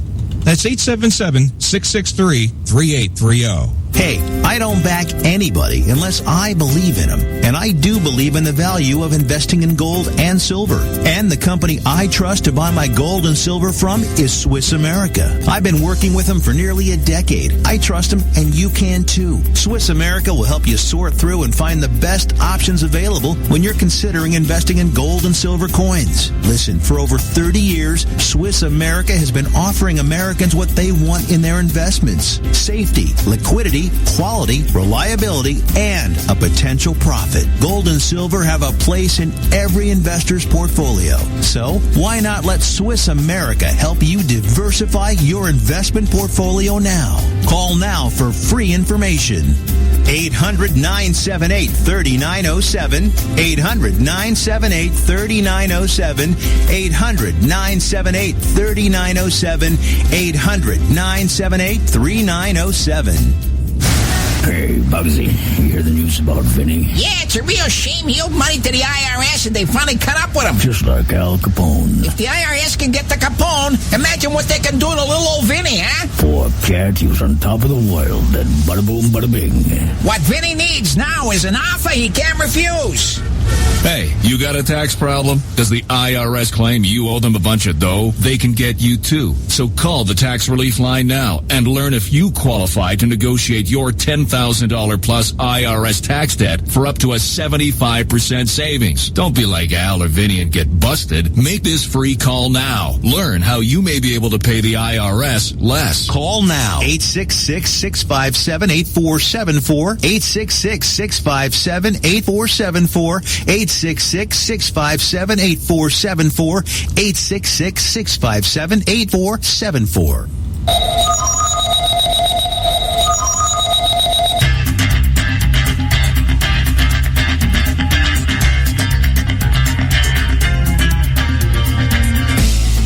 Okay, we're back. You're listening to the Conservative Syndicate, Real Conservative Talk from Real Conservatives. I'm your host, John Matthews, along with Joe Hakos. And look, okay, let's get into this executive order thing here. Yeah. And I'll let you start on this, Joe. You probably have read more of it than I have. I've read some of it, and I've made some notes on it. All right. So, again, this is the United States policy on pre- and post-strike measures to address civilian casualties in U.S. operations involving the use of force. Now, on its face, it sounds like we're talking about outside the country, doesn't it? Well, I know, to me, in my perspective, I didn't make that connection at all. I immediately saw it as talking about conflict within the United States. And the reason I say that is because in the very first paragraph, Section 1, under purpose. Okay, hold on a second now. Okay, go ahead. Finish your point. So you think it's there, and I'm thinking, okay, well, what's this all about? And then here's the reason why I'm saying that. It's okay, and of course it goes by the authority vested in me as president by the Constitution and the laws of the United States of America. I hereby direct as follows. Section 1 purpose. The United States policy on civilian casualties resulting from U.S. operations involving the use of force in armed conflict or in the exercise of the nation's inherent right of self-defense is based on our national interest, our values, and our legal obligation. As a nation, we're steadfastly committed to complying with our obligations under the law of armed conflict, including those that address the protections of civilians, such as fundamental principles of necessity, humanity, distinction, and proportionality. In other words, if you only need to hit them with a frickin' mortar, you don't bring out the nuclear weapons to kill them, okay? That kind of thing. But here's my point. Complying with the under the obligations under the law of armed conflict. Okay, that's like use of military force initiatives, or we've actually declared war. So, what are we declaring war on, the state of Texas? Well, see, that's what the thing is. When I read the first paragraph, first of all, when I first saw it, I was led to a link that had the entire executive order on it. Yes, and so my first response was, my little conspiracy red flag came up. And I said, okay, is this something really off of something like The Onion or something like that, That's right off at whitehouse.gov, though, man. And it took me 2 links to get to whitehouse.gov to actually see the executive order. And once I saw it, I went, oh, my goodness, here it is. This is real. Yeah, this is real. Okay, now, let me read the same paragraph you just read, and I'll clarify to you why I just instinctively said, no, this is not dealing with conflicts outside the U.S. I could see the intent and purpose of this, okay? It says the United States policy on civilian casualties resulting from U.S. operations involving the use of force in armed conflict. Now, that would give you the impression that we're talking about civilians overseas in other countries, in foreign theaters, okay? Yeah. Civilian casualties resulting from U.S. operations, okay? Now, that makes it, okay, yeah, there we go. But, or, the word or. Yes. Or in the exercise of the nation's inherent right of self-defense. Yes. The exercise of the nation's inherent right of self-defense. You know what hit me? The Second Amendment. That's what popped in my head. I said, or the exercise of the nation's inherent right of self-defense. The Second Amendment is about self-defense. Citizens' right to arm themselves in self-defense of the government. Okay? So that's, and it says, and based on our national interest. So it's kind of like, to me, either or. That's how I saw it. Okay, we're talking about conflicts outside the U.S., but because we're talking about inherent rights of self-defense, we're talking about at the domestic level. Okay, now maybe it could be conflict coming into the U.S. from outside, but it's so vague and ambiguous, and that's what we said in the very beginning. The ambiguity, the vagueness of it, and the ambiguity of it tells me that this was written intentionally for the purpose of being used as a catch-all for whatever the government might decide it needed to use at any particular point in time, so that if Congress came back and said, hey, wait, what do you got military standing out on the streets shooting U.S. citizens? You know, let's think about the argument that went on. Remember the terrorists they bombed with a drone, and he was a U.S. citizen? Yes. The fallout from that? Yes. Okay, so we're talking about killing an enemy, somebody who renounced his citizenship, went and joined the enemy, and was killed with a drone. And at the outcry of killing a U.S. citizen without going through Congress. Without due process. Okay? And so I saw this, and I'm saying, I could just see somebody like Obama or Clinton using this to justify coming against American citizens. Now, it also includes the mention of NATO forces. Okay, so initially you would think, okay, we're talking about international conflict, except the fact that we know we have over 600,000 NATO forces dispersed throughout U.S. military installations here within the continental United States. And we've talked about it before, about what are these people doing here? Okay, everybody's saying, well, it's military training exercise and everything else, but when we get into the NATO forces, because I've looked through this and I saw nothing about NATO in this document. No, what it's doing now, what I'm getting into there when I say that is some of the arguments that are being presented in defense of this. Oh, in defense of, well, I'm seeing where I see the problem coming in is because of the fact that right here it says further into the government efforts to protect civilians in U.S. operations and involving use of force in armed conflict or in the exercise of the nation's inherent right of self-defense and a view towards enhancing self-defense, relevant departments and agencies shall continue to take certain measures in present and future operations. And in particular, relevant agencies consistent with mission objectives and applicable law, including law of armed conflict, will train personnel commensurate with their responsibilities and compliance with legal obligations, policy guidance that address the protection of civilians and implementation of best practices to reduce the likelihood of civilian casualties through exercises, pre-deployment training, simulations of complex operational environments that include civilians. Okay, so you're going to have these exercises, whatever. So in your local community? Yeah, well, again, let me go back here. Let me go back here into Section 1 again. Okay? Yes. It is very important. These little words, jots and tittles they're called. And then these are the punctuation marks and things. Just a word, a little word that can change or identify the entire meaning here. I make the mention here, the very first line of this in Section 1. It talks about operations involving the use of force in armed conflict or in the exercise of the nation's inherent right of self-defense. If you go down to the third paragraph, right below that, the third paragraph, skip the second, go to the third. Civilian casualties are a tragic and at times unavoidable consequence of the use of force in situations of armed conflict or in the exercise of a state's inherent right of self-defense. If that was referencing the government, the U.S. government, it would be the exercise of the state's inherent right of self-defense. But it's singular, of a state's inherent right of self-defense. To me, they're talking about the militias. Okay, that's just the context I'm drawing out of it. Okay, so now go to the next paragraph. Section 2, policy in furtherance of U.S. government efforts to protect civilians in U.S. operations involving the use of force in armed conflict or in the exercise of the nation's inherent right of self-defense. Now we're back to the nation's right of self-defense. The paragraph before says a state's right of self-defense. That would have to be militias. The next one is the nation's inherent right. That would have to be federal military. So to me, it sounds like they are addressing potential conflicts between states and federal government.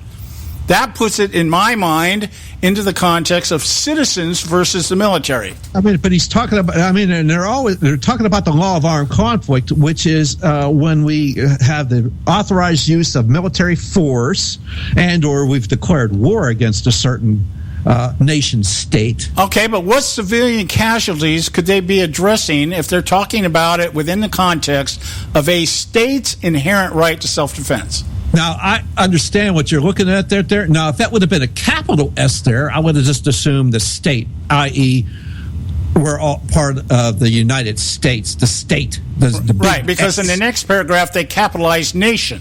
Yes, I saw that, which is the same as they used up in the first paragraph. Right. So, to me, there's a differentiation made between a state, singular.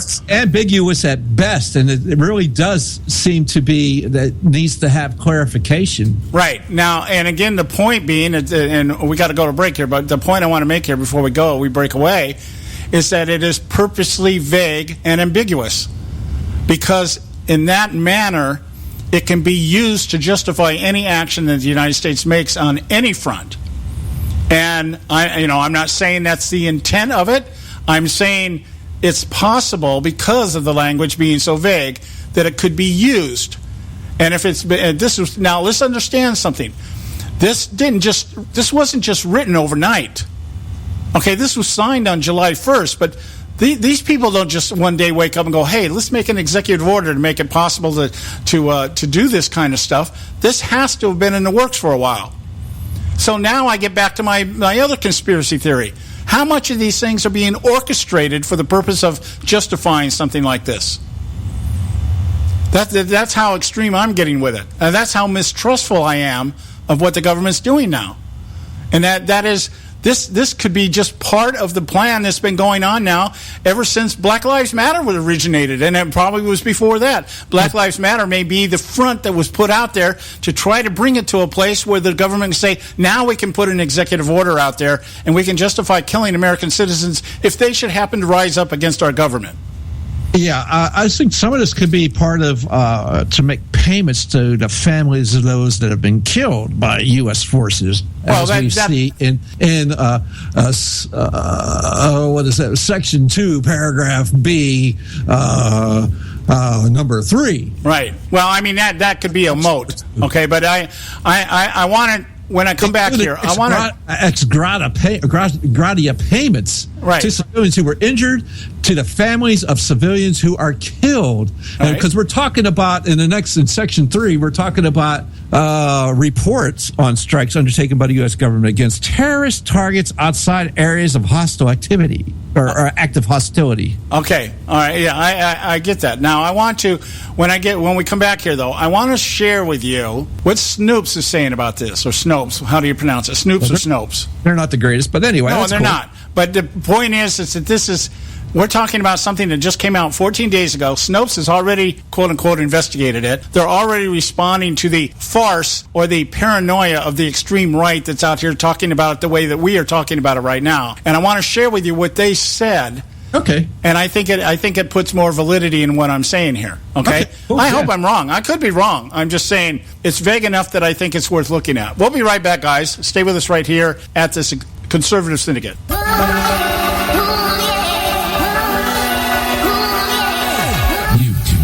All our archives at theconservativesyndicate.net.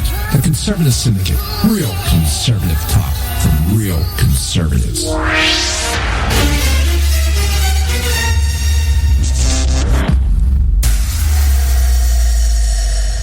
Hey folks, if you're like me, you don't place a whole lot of trust in today's media for the real truth and facts regarding the volatile world of finance and politics. When I want the real scoop on money, I go to the most trusted source I know, my good friend and colleague, Bob Cardosa. Bob is a noted expert with a PhD in international finance who airs his nationally known, globally syndicated show, Robert Cardosa Live Daily, Monday through Friday, 3 to 5 p.m. Pacific Time. With Bob, you get the right information at the right time from someone who knows his business and can help you make the right decisions concerning yours. Again, Bob airs daily, Monday through Friday, 3 to 5 p.m. Pacific Time. Visit his website at robertcardosalive.com for information regarding stations and topics. That's robertcardosalive.com. Check Bob out. You'll be glad you did.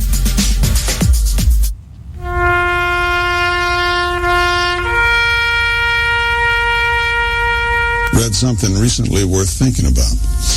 It's the soldier, not the campus organizer, who's given us freedom to demonstrate.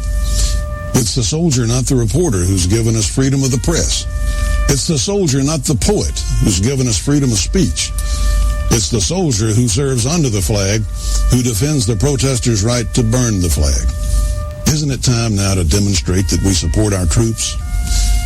Were it not for the brave, there'd be no land of the free. Fred Thompson's message was brought to you by citizensunited.org.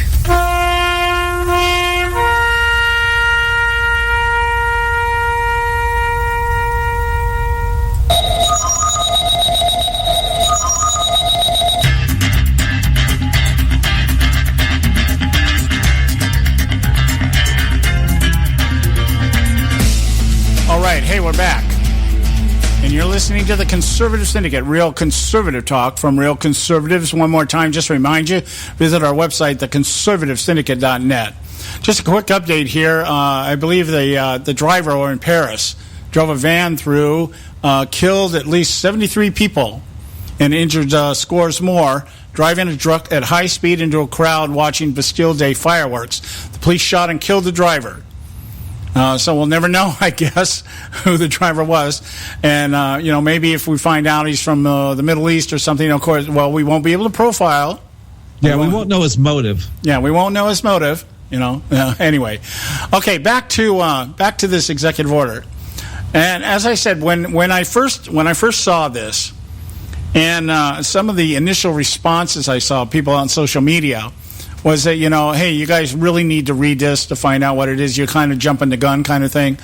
And lo and behold, so I thought, okay, you know what? I'm going to just go out there and see what's going on. I find, okay, Snopes has already investigated this and already discounted any claims by, as they put it, fringe elements, that this executive order is about arming the military against U.S. citizens. Now, this is my thought on this. Snopes is discounting the executive order as propaganda by fringe elements, those of us on the far right. They try to discredit these claims by stating this has to do with drone strikes that may occur in or out of zones engaged in conflict. However, there's no mention of drones in the order itself. There is no identification of what these conflicts are. They're not identified one way or the other. They're not. It's not specified that we're talking about conflicts outside the U.S. or conflicts within the U.S. There's nothing mentioned about drones. So I don't know where they came up with the idea, other than what you may be getting at, Joe, is that this is actually an order that will allow reparations to citizens in other countries that are killed by American actions. It could be. It could be. It's specifically in there. But it's talking about, the order is also talking about the death of U.S. citizens, okay? And I guess the argument is being made is that we're talking about U.S. citizens who may be over in these countries and be, collateral damage is something that goes on. Can you imagine if we did this in World War II? Acknowledge include the law of armed conflict, acknowledge U.S. government responsibility for civilian casualties, and offer condolences, including ex gratia payments to civilians who are injured or to the families of civilians who are killed. What? Yeah. Okay. All right. So, as I said, Sorry, we blew up your city because you guys were shooting at our troops. Yeah. I'm sorry. Yeah, I mean, Hiroshima and Nagasaki went down. We weren't sitting there worried about how many civilians were going to die. We were worried about how many soldiers' lives we could save. And it was the hard, cold facts of war is when you have war, people die. You can't just, I mean, this isn't like smart bombs are not smart enough to know who the good guys and the bad guys are. It's only smart enough to know where it's supposed to hit. Okay, so let me get back to my thought here, and I'll turn it over to you, Joe. Okay, so first of all, the argument being offered by Snopes is that this is dealing with drone strikes. I don't see any mention of drones in this order anywhere. Did not a single time. No drones are mentioned here. And it says that it may occur in or out of zones engaged in conflict. However, there's no mention of the zones. The order doesn't tell us specifically what conflicts we're talking about here, what types of conflicts. And finally, Snopes claims that the order does not include American citizens, but fails to mention that three times in the order, it refers exclusively use of force in situations of armed conflict or in the exercise of states' inherent right of self-defense. A state's right to defense sounds like militia to me. And so when you're talking about a state's rights to defense, inherent right to defense, that is straight out of the Second Amendment. The government shall not infringe upon the rights of state militias to bear arms or citizens to bear arms. So all three of these arguments that Snopes is offering here, there's nothing contextual in that defense other than what they decide or what they drew from it so that they could claim that our claims that this might be used against American citizens. I'm not saying it is. I'm not saying it's not either, because it's nothing in here that clarifies it well enough to know exactly who they're talking about, what types of conflicts they're talking about, or where these conflicts would take place. So to me, this is something that was designed and created to be vague and ambiguous so that it could be used in any way, shape, or manner or form the government would deem necessary. And I think, just my thought, is that this is going to be used should we come to that place where we have violent confrontations between government and U.S. citizens, meaning militias or whatever else happens, okay? We've talked about this. If Hillary Clinton is elected, there's a very good chance that we could end up with some type of violent confrontation between government and private citizens and states. I think it's very feasible at this point. I would have thought this 8 years ago. No, never. But now, I mean, it's in writing. It's as much a possibility or even a probability. I mean, we're into that zone now. You know, Obama's out there in NATO the other day talking again about a third term.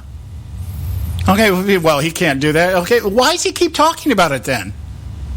I mean, is the whole thing about Hillary Clinton irrelevant just because maybe there is something going on that they're going to try to create something that would allow Obama, suspend the elections and allow Obama to stay in office? I don't know, but I don't think it's that far-fetched anymore. Well, if that was to come to pass, there would be bloodshed in the streets. Yeah, and that might be the whole end game. That might be the whole end game. What Black Lives Matter is about violence and anarchy. Bill Ayers is Weather Underground. I mean, Black Panther Party. We can't put this. Van Jones, all these people. We can't put anything out of the realm of possibility these days. It's scary to think that way, but I don't think it's absurd to at least entertain the idea that it's possible. Oh, we didn't make the executive order. He did. Yeah. Okay. And like I said, this wasn't something that just he thought, in the stroke of a pen here, last week. Hey, you know what? We need an executive order to allow this kind of stuff. This is something. He's even got dates in there. I mean, he's talking about making reports, and he's talking about hostilities from 1 January 2016 through 31 December 2016, and we're going to have, as well as assessment of combatant and non-combatant deaths resulting from those strikes, public release and unclassified summary of such information no later than 1 May 2017 by 1 May on each subsequent year as consistent with the need to protect sources and methods. Are you kidding me? This is supposed to go on perpetuity? Oh, no. Yeah. This is basically, what they're doing now is they're trying to create their narrative that would support something like this. If it gets out into the public realm, which I don't know it'll go any farther than what's going on right now. But if it does, boy, they're going to need a narrative. They're going to need to address this thing. And how better to do it than to sit there and say, well, we got all this data. We got all these reports. We got all these numbers. And of course, they're all made up, probably all made up. But that doesn't matter because numbers, the public doesn't care. They're not going to look close enough. They're just going to get scared. They're just going to get scared. Anyway, we got to end the show here tonight. We'll be back tomorrow, Friday. I'll be back tomorrow. Joe's taking the day off. He's got another function he's got to go to. Have a good time, my friend. And we'll be back tomorrow. I'll be back tomorrow. We'll have Bob Cardoso on tomorrow. And we'll talk about this a little bit more. God bless you. Thank you again for listening. Visit us at the Conservative Syndicate. God, I have not been able to say that all day. The ConservativeSyndicate.net. We'll talk to you tomorrow.